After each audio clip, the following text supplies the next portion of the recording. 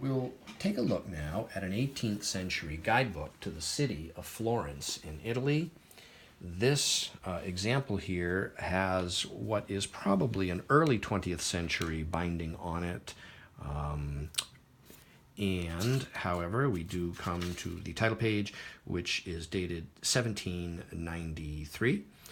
It's a comprehensive guide to Florence, Firenze, and it's complete, but it also has here at the front a large folding copper engraved city plan. We see a compass rose here that orients north, southward on the map. The map itself, at some point, has had, it's been backed by old paper, and as a result of that, it now has a tiny little line of separation and loss of printed text at the key, and a tiny little bit here as well. But other than that, it's a scarce map to begin with. It's quite crude and primitive in appearance, and quite charming because of that.